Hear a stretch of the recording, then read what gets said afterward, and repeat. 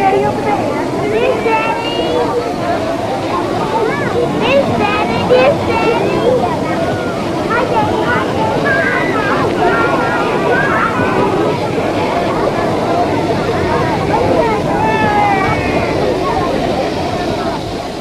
A family reunited after 6 months' separation.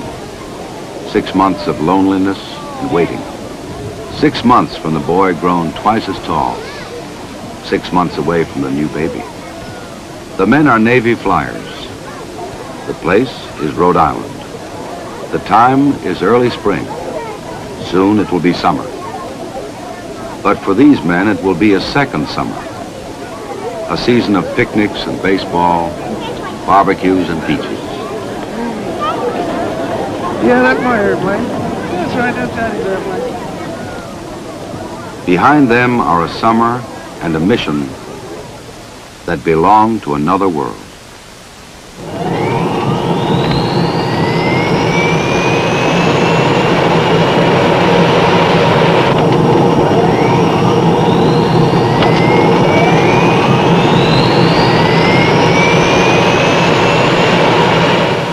Antarctica, the other world, the other summer. For the flyers, the mission began here, at a place called McMurdo, 10,000 miles from home and 850 miles from the bottom of the world. Willie Tower, this is Navy 48320 for taxi. 420 Tower, we're clear to taxi skiway 36. Altimeter 29036. Roger, understand. Altimeter 29036. Okay, we need a before takeoff check. Right. Pressurization. Autopilot off. Flaps are set at 50. Light controls. Hydraulic pressures and quantities. Pressures check. Quantity check, sir. Ground idle. Released. Before takeoff checklist complete. Ready to go.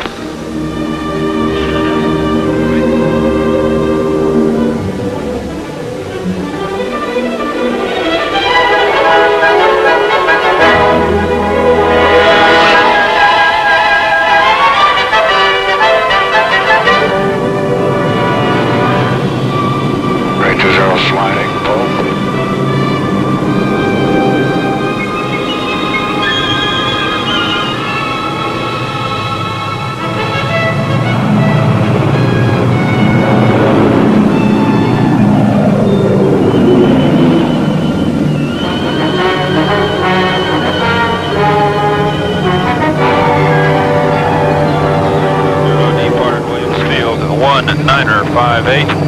Climbing to flight level 280, estimating Bravo 12036.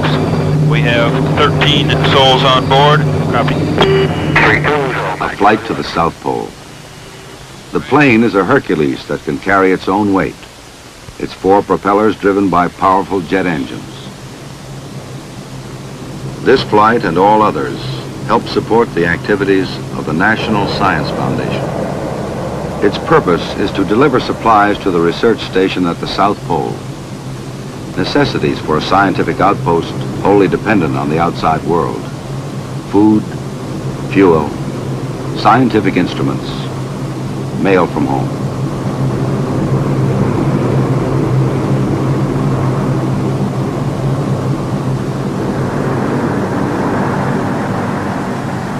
A plane, a place, a job. Flight is much the same everywhere on Earth, but here, aviation requires special skills. There are few reference points on the blank surface. The human eye cannot be trusted. The pilot relies on instruments to judge his height above the ice, the distance to a mountain. The navigator is led by the position of the sun and lines on a chart. The crew is proficient in Antarctic flight. The plane is well equipped for this special task. The pilots are veterans who have flown in war and now bring their years of experience to the peaceful challenge at the bottom of the world.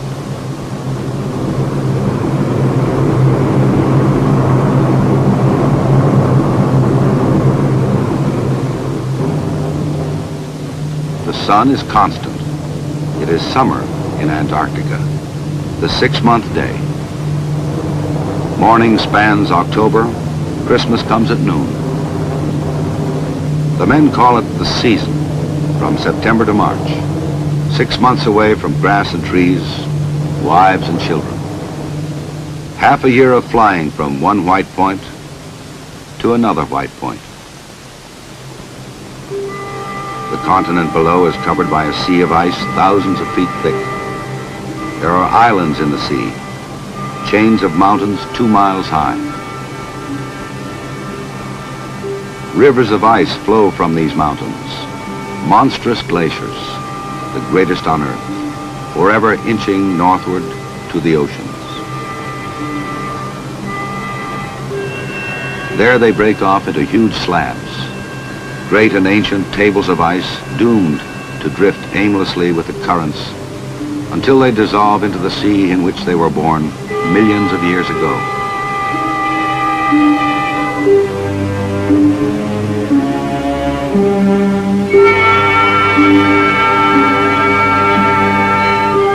Here, 9/10 of the world's ice gleams in splendor, and temperatures plunge to more than 100 degrees below zero. The weather is the worst on Earth. Storms born in the interior roar full-grown at hurricane strength to the coast. Men, caught by these furies, have perished a short distance from safety, martyred by a continent. Raoul Amundsen, the first man to stand at the South Pole, told a young U.S. Navy commander, "The airplane alone can triumph in Antarctica." In 1928, that young officer, Richard E. Byrd, set out to prove the great Norwegian's prophecy when he led the first large American expedition to the Antarctic. Byrd intended an important role for the airplane. His Ford trimotor, named the Floyd Bennett, was one of the largest and most proven planes of its day. From the beginning, it was a struggle. The party labored to bring its fragile machine to shelter and safety. The elements were a constant threat, but the men protected the Floyd Bennett as best they could, and the plane survived.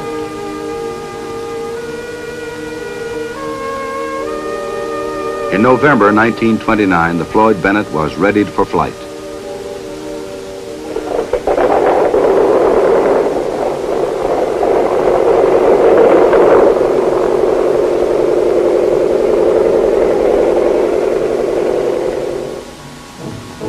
From the base camp at Little America, Byrd planned to fly over the South Pole. He intended to photo map his route with a specially adapted aerial camera. After months of arduous preparation and planning, he was ready for the most significant test of the airplane in Antarctica.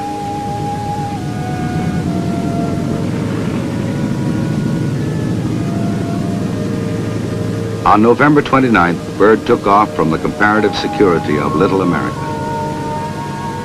The anxious party at the base camp followed his progress by radio.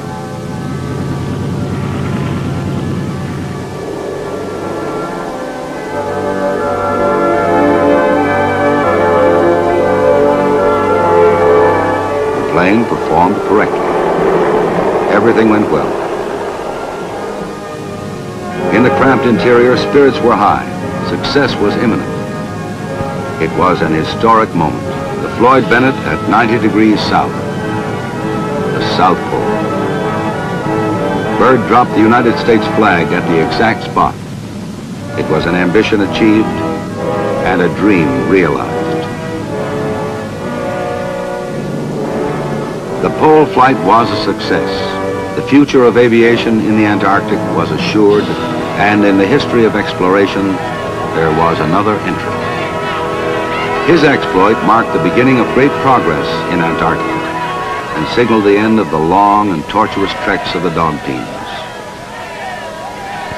It meant the end of a dramatic and heroic era. Man and his hardy animals pitted against the great white continent. Man had wings to lift him above the white mass. the airplane would set Antarctica in perspective. In the 1930s, Byrd returned to the White Continent with other aircraft, but it was apparent that the airplane was far from secure. During these years, several airplanes were battered and wrecked as Antarctica resisted intrusion. The pole flight was a breakthrough, but by no means a conquest.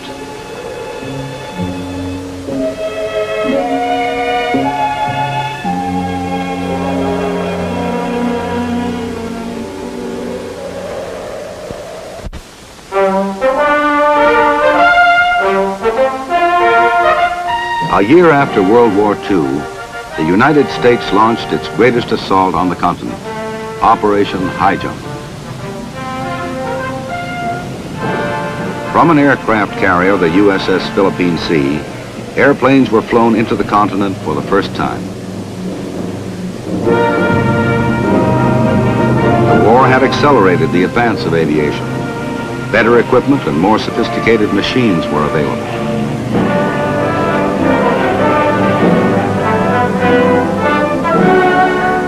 The task force brought many types of aircraft, and some proved more suitable than others. It was soon apparent that ski-equipped, land-based aircraft were best for the mission on the ice.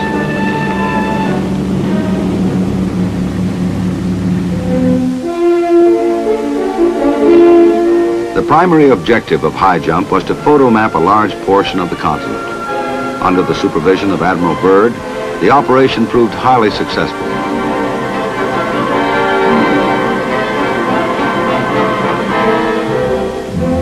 After an interim of 7 years, America returned to the Antarctic with Operation Deep Freeze, and a lexicon of new aircraft were employed.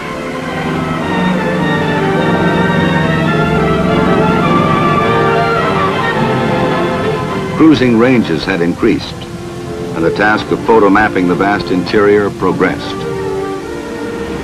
Aircraft that could take off in a short distance flew into areas previously denied the airplane.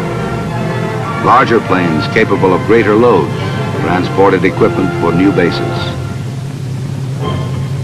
Scheduled flights of personnel, supplies, and mail to Antarctica became a reality. In 1956, the K Sarah Sarah was the first plane to land at the South Pole. Rear Admiral George Dufek had demonstrated that a station could be maintained at the South Pole, supported solely by airplane.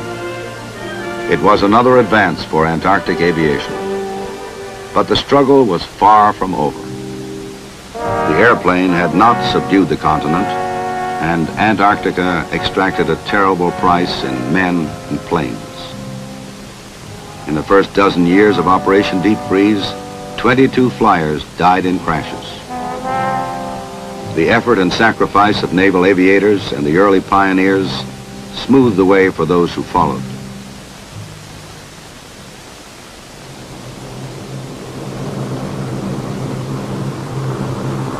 Today, the flight to the South Pole is almost routine. Rickety rack to the pole and back, the crew calls it. Anybody want coffee? Yeah, I'd like a cup, please.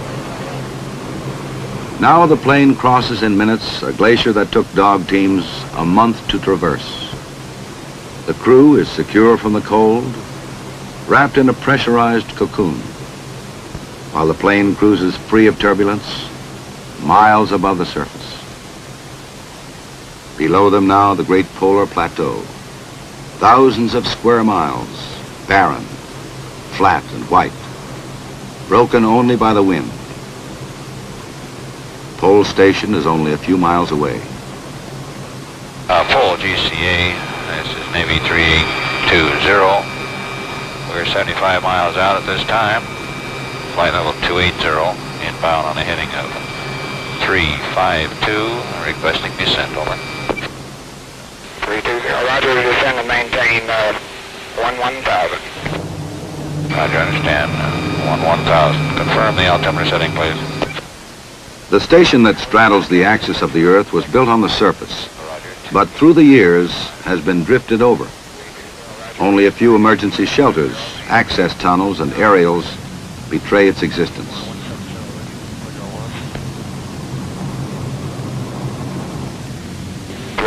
Field elevation 918. Roger, understand. Field elevation 9,180.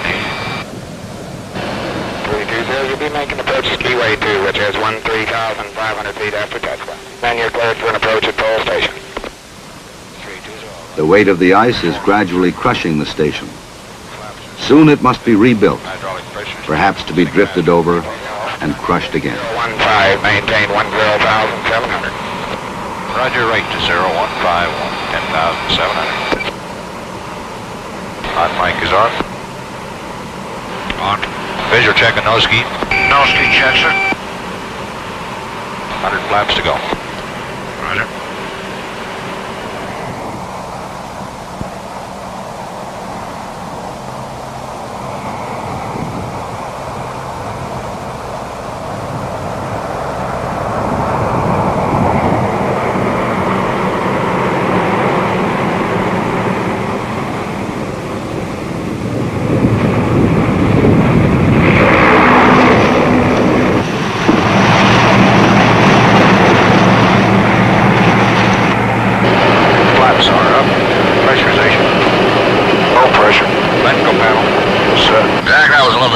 Toward the end of the skiway. I think next time we come in, we better land about 1,000 or 1,500 feet farther down. Save that nose ski a little bit. 320 will remain here only a few minutes, just long enough to unload its cargo. Engines must be kept running. Lubricants might freeze in moments if not kept circulating. Jack, we'll taxi up to the forward fuel pit there, the forward hose, and drop off this fuel.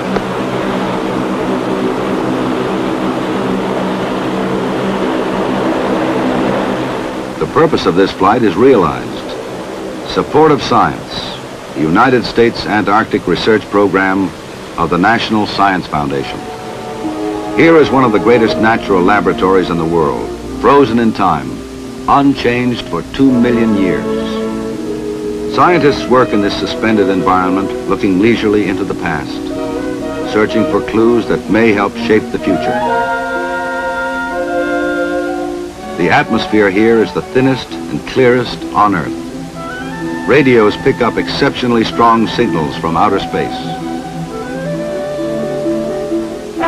Glaciologists, geologists, meteorologists probe and study. Special attention is given to weather in the belief that the entire world may be affected by weather that originates here. 4 Hercules aircraft support the scientific program that ranges over a continent almost twice the size of the United States. The squadron logs more than 1,000 hours a month in the seasonal rush to supply the stations and transport the science parties to wherever they need to go, often into areas where no man has ever been.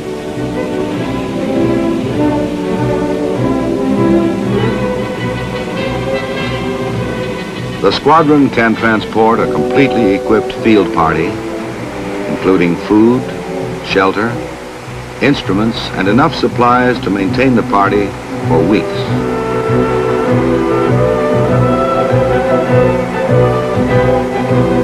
Like the early pioneers, they will be alone against the continent until their work here is complete. Then the airplane that brought life into this area will return to take it back to civilization.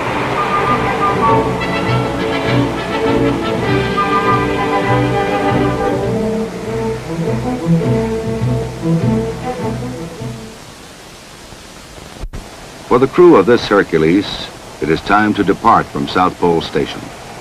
For them, the day's work is nearly done. They are going back to McMurdo, back to another white point. Low passenger flight, do we have all the backload cargo secured? Are we ready for takeoff? Cargo all tied down and set aft for takeoff, sir. Roger. Flaps are up. Hydraulic pressures and quantities. Check. Quantity check, sir. Altimeter. Set left and right. No.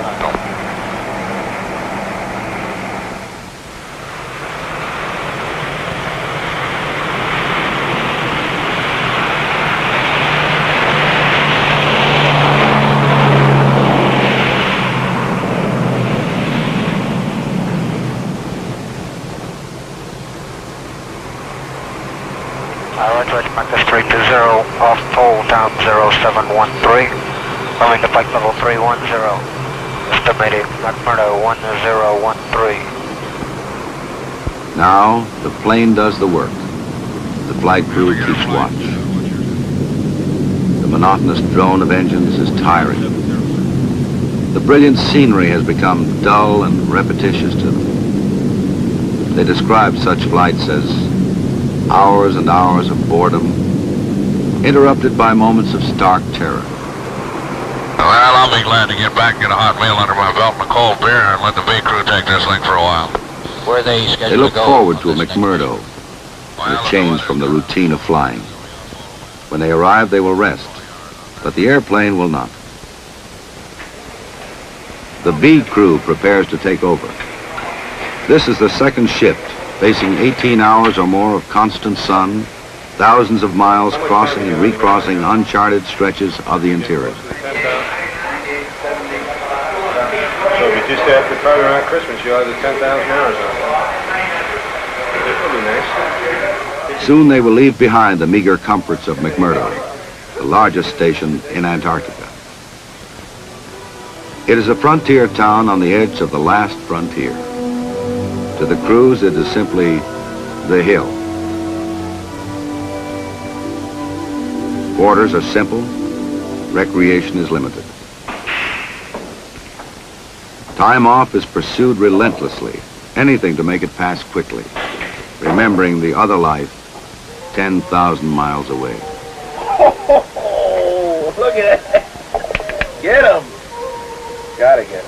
The flyers admit that conditions are good under the circumstances, better than during the early days of deep freeze. Still, they say, an hour in the air is an hour off the ice. The airfield, Williams Field, is a short distance from McMurdo.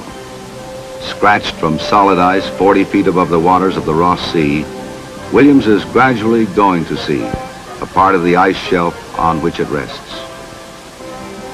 In the unending daylight, operations continue round the clock, for this is truly a race with the sun. It is the culmination of Admiral Byrd's dream. I am hopeful that Antarctica, in its symbolic robe of white, will shine forth as a continent of peace, as nations working together there in the cause of science set an example of international cooperation. Explorer, scientist, dog team, and airplane. All have combined to open Antarctica and its secrets. But while we may uncover Antarctica, the continent cannot be tamed. We got a weather report from McMurdo. Ceiling's now 300 feet. Visibility has dropped to 3/4 of a mile. The wind is still out of the northwest, picking up with gusts of 30, and blowing snow has commenced. Okay, well, looks like we got a storm moving in from the north. We're going to have to go on in. We don't have enough fuel to go back, so let's just hope it doesn't go down much lower than that. The continent reigns supreme, and its weather is a mighty symbol of authority. To the grid north and west. The winds out there are 360 at 30, gust to 46. Man cannot control the weather here. Roger, thank you. He tracks it from outer space, measures, analyzes, diagrams, and computes it. Still, the violent temper of Antarctica rises without warning. Winds scoop loose snow from the mountains and hurl it at the coast. A great white cape spreads across the sky, sweeping away all definition. When storms are detected, flights can be canceled. But when the storms build unexpectedly, sometimes a plane is caught aloft. Now the flight becomes more than routine. S320, repeat your last. Roger, time. Left 090. Maintain 2000. Roger, left to 090, maintain 2000.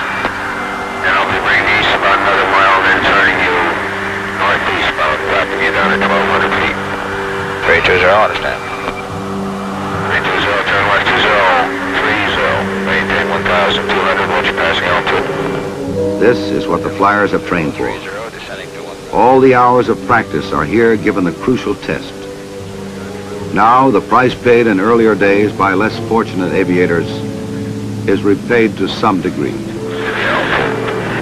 miles from touchdown. 1,200 altitude. 030 the heading. Turn left to 010. 010, no heading. 1,200 altitude. Let your glide path begin a normal rate of descent. Low, coming up. Slightly below. Coming up. Very slightly below. On the glide path. Coming up on glide path. Slightly below 3 miles from touchdown. And like 354, you're heading. Slightly below glide path, coming up slowly. Slightly below the glide path. Now you're coming up. Slightly below on the glide path. Left 354, down glide path, going above glide path, 1 mile from touchdown, slightly above glide path, less than 351. Skiway inside, slightly to your right. Okay. On the glide path. The runway is to your right. On the glide path. Pass on the skiway. Over radar, touchdown, fleet landing, contact the tower.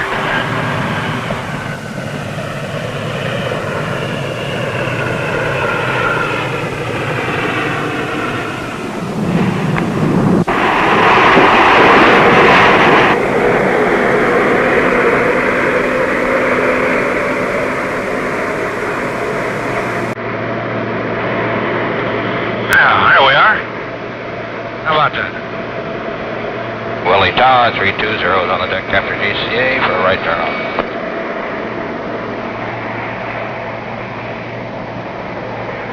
And so the flight is over. Their mission for the day is done.